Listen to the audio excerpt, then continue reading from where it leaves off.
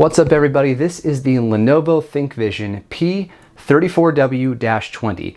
This is an ultra-wide Quad HD display. It's using an IPS panel, so you'll have better viewing angles with IPS and to a degree better brightness than the average non-IPS panel such as TN and VA. But in true form, like any other IPS panel, the contrast is not fantastic and the representation of dark colors, such as like just strictly black or even like a deep purple, is a little bit off on this display. Now it is factory calibrated out of the box. Lenovo even provides you with a factory calibration report so you can see how they calibrated it. That is Greek to me. I don't understand any of it. What I did is I plugged it in and I compared it to my 27-inch Razer Raptor and my 27-inch Dell, both Quad HD displays, IPS displays, and I was like, what is going on here? Because it doesn't look quite as good. And I'm not saying this is a bad monitor by any means. What I mean is, you may not like that factory calibration. You may want to do your own calibration. So I started poking around, again, not really understanding the nuance of adjusting color. Like, I don't know what hue is. I thought hue was the guy from Star Trek. So I don't really know anything about hue and contrast and all this stuff. So I started fiddle farting with all the meters and trying to adjust the colors, and I ended up just going back to how things were out of the box because I couldn't get it quite right. It also seems like the colors, the way they're represented, are just changing over time. Like 1 hour purple will be purple, and then the next hour I'll get a Teams notification which has purple in it, and it will be like a deeper purple. So it's just a little bit odd. It could just be a bad unit, but you know, other than that, it's actually pretty awesome. Now this is for business professionals, so it's capped at 60 Hertz. It doesn't have a high, response time either, so it's not really for gaming. I did some gaming on it just because I can't help myself, and it was fine. If you're primarily going to game on a 34-inch ultra-wide, this isn't the monitor for you. If you're going to primarily work on it, and then you want to play some games here and there, maybe even like, some static type games, or more static type games like a dungeon crawler or an RTS, you'd probably be fine because you don't need the fast motion, the fast response time in a game that's more of an FPS or a competitive FPS or even a third-person shooter. Okay, so what you're seeing here though may look a little bit weird. So this blue background, this is my desktop, but this little icon here with a link, or this part of the window, this is picture-in-picture mode. This is my Mac. So I have my Mac hooked up over HDMI and then my desktop hooked up over DisplayPort. Now there's a really cool menu system. I'll show you that in a moment. And then I'll show you a tour of the entire device. But the thing about the menu is that you can very easily select your source for that picture-in-picture or just turn off picture-in-picture. There's also a built-in eKVM, so you can easily switch between machines and bring your peripherals with you. So that's a really nice to have if you're in a business environment and you happen to be using multiple devices. And if you have multiple sources as well, like maybe you want to have, oh, and there's a virtual picture-in-picture too. That is pretty neat. So it's hard to load it up and demonstrate on the video because it's just not going to look right. But basically what will happen is you could say, okay, don't give me the Mac or the second source. Give me the same source, but split it in two. Now a 34-inch ultra-wide is effectively 1.5 27-inch regular displays. So it's not going to be weird to split the display in half and have Windows see it as two separate monitors, but you can do that. So you get that fluidity of snapping windows into place into two separate screens, but it's only one actual display, if that makes sense. So one cable into your source, let's say it's a desktop, this thing can simulate having two separate displays. It's very cool. So the next thing I'm going to show you is that menu system and how to do all that stuff. Then I'll show you a tour of the product. It'll be off. I'll just kind of put some nice lighting together and hover down and show you a video tour of the device, how you can adjust it and spin it and how you can plug things in. And then that's it. That's the video. So stick around for that part. I'll be right back.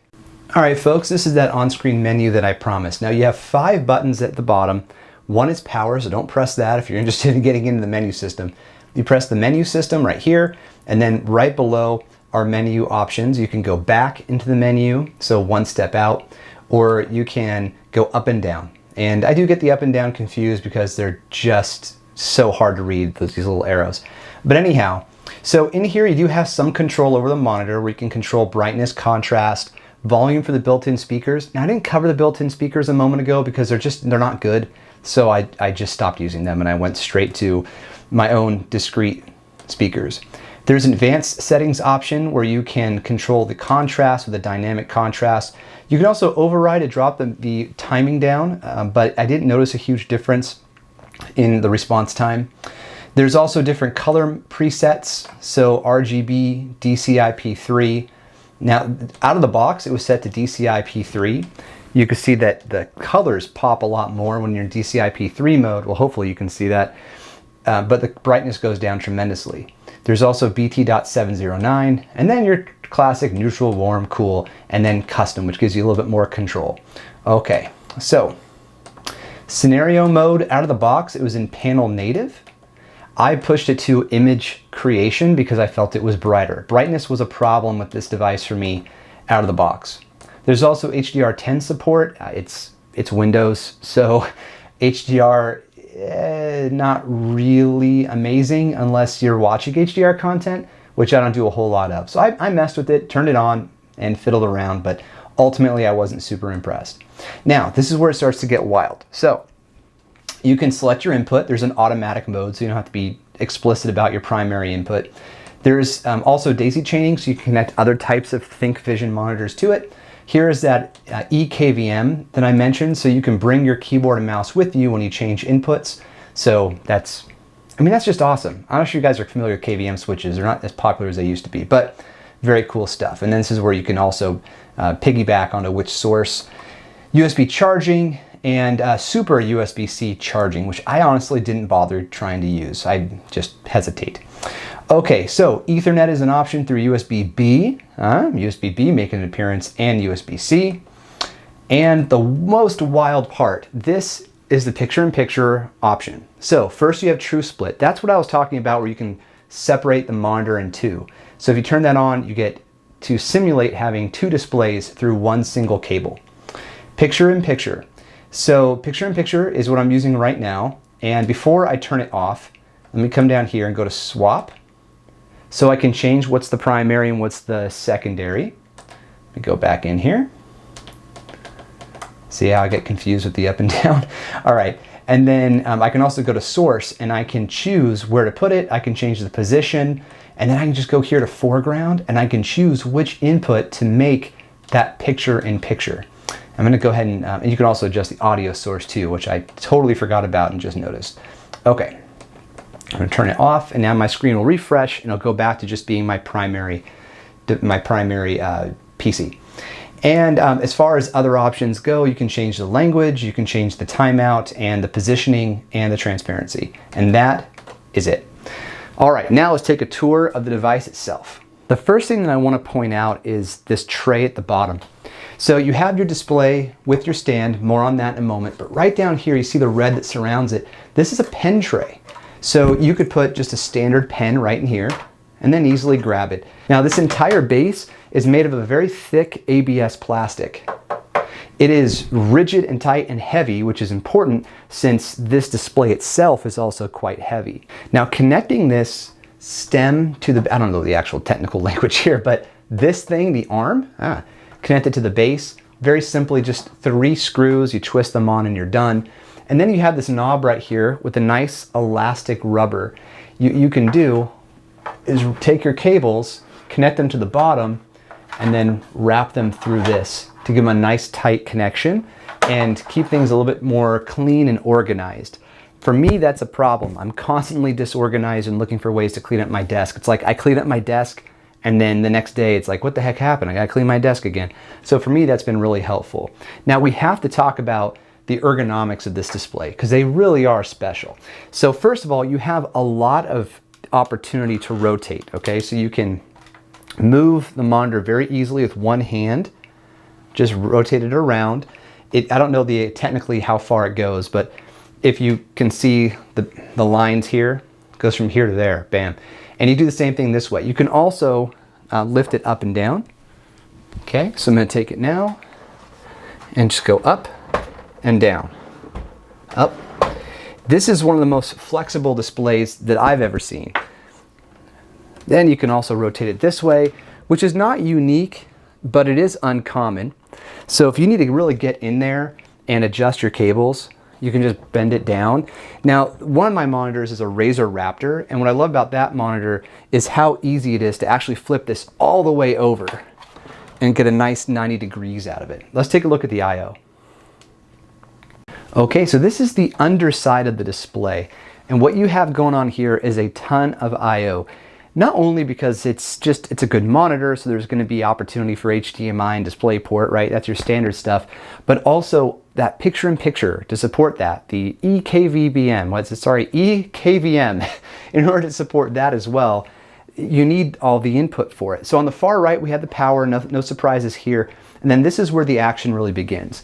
So what you have here are two HDMI inputs, your DisplayPort, USB-C, this is that USB-B port. So if you're not familiar with USB-B, it's sort of like the output from a printer is this shape, all right, USB-B, another display port, Ethernet, and then two USB ports, and that's for your KVM. So again, if you're looking for something that's really business oriented, this is where it's at. So here's an example of when an ultra-wide monitor can really come in handy. I'm currently editing a video, I'm just kind of creating my layers and stacking things together, and I can see more of the timeline while zoomed in than I would if I were on a typical aspect ratio display. So I can hit zoom a couple of times, and even with a decent level of zoom, I'm not sure exactly what level of magnification I'm on, I can still see so much of what's going on. So it allows me to sort of keep more of my project in my scope when I have this ultra wide.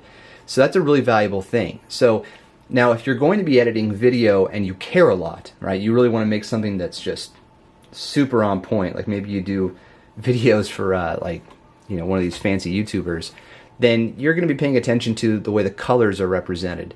And you also want that ultra wide so you can see more of what's going on. It'll make you more productive. But if you're into gaming, then this aspect of it won't matter as much. Like you may be more interested in high refresh rates and very fast response time, right? So low milliseconds, and less interested in color reproduction. And it's that cost-benefit analysis that everyone who's looking at ultra wides should be doing, because it all depends on your use case. Now this ThinkVision is really for the professional who may be doing this type of video editing or other types of modeling, but not as much interested in the video games, therefore the 60 Hz refresh makes sense. All right, friends, so there you have it, the Lenovo P34W-20. You can't imagine how many times I had to record this video because I couldn't get that right, but I've heard more complicated model numbers. It's a good monitor. It's going to get you pretty far if you're in a business environment. I just wish I could get the colors and the brightness and all of that better figured out. And it would be ideal to get a 34-inch gaming-oriented monitor with IPS into the shop here. But yeah, those are a lot of money. Big thanks to Lenovo for helping us out. They actually provided us with this monitor for review. I do have to send it back, otherwise I'd give it away, or maybe I'd use it for a long time and then give it away, but in either case, it's going back to the manufacturer. So thanks again. I do have a Viotech 34-inch ultra wide that just came in today. It's a VA panel. It's for gaming. I'm going to hook that one up and give you guys a video on that. So thanks for watching. Appreciate it. Cheers.